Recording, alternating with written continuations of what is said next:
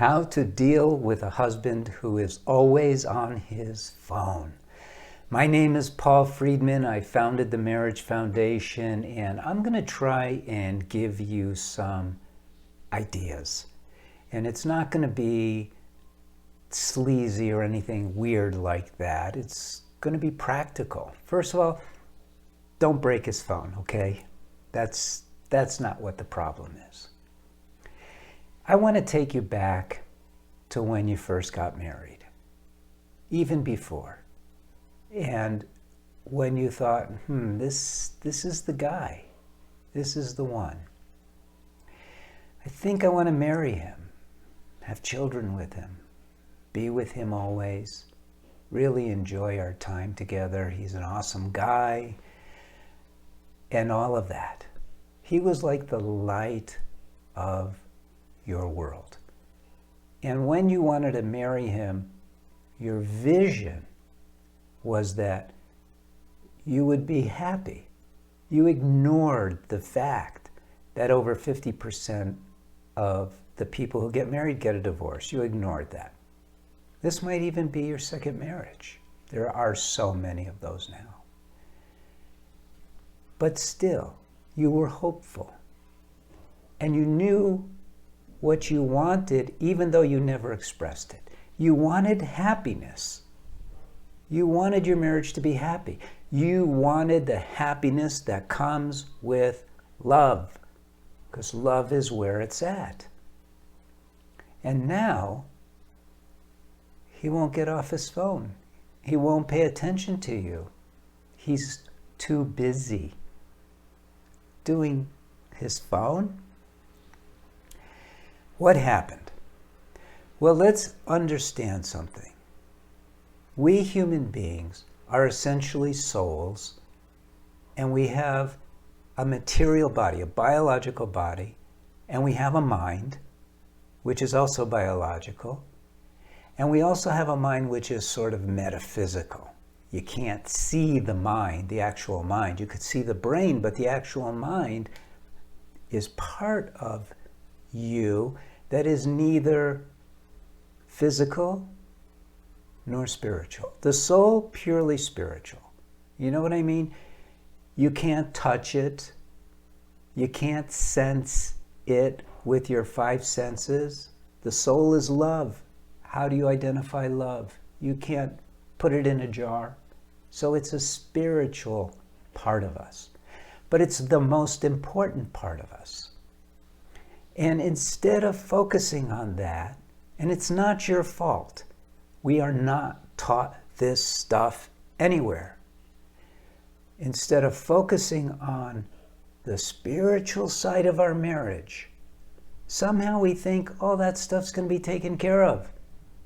But it's not.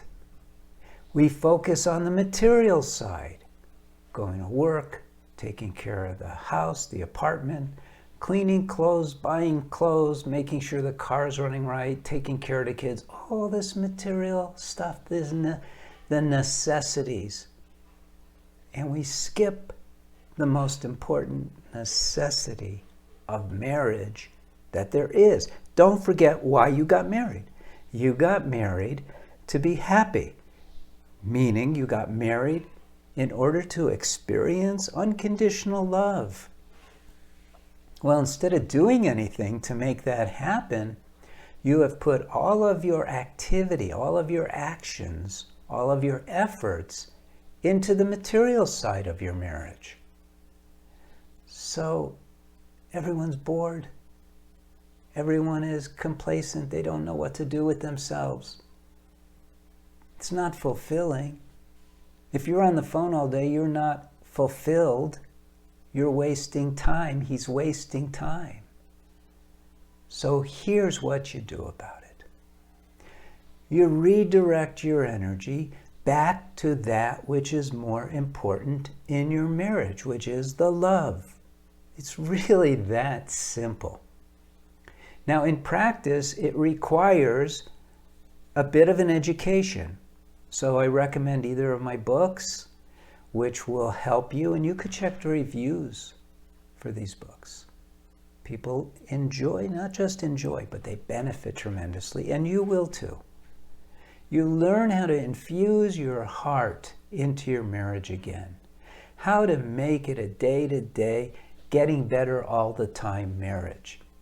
Because your expectation really ought to be tied to why you got married in the first place, to be happy and to experience unconditional love.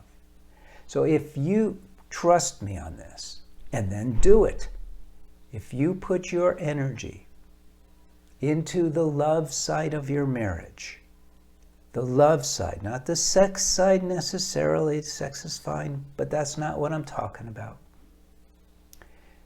Your husband will set down his phone. He'd rather be with you if he can get that feeling of love again. And that's what to do. And that's a very positive approach, isn't it? There's no criticism. You're not criticizing him. You're not condemning him. You're not nagging him. You're not bothering him. What you're doing is you're turning on the light. It's a very positive approach, and it works. Why wouldn't it work? So get some tips on how, and go for it. Now, maybe you've just wandered onto this video and maybe your marriage is really falling apart. I hope not.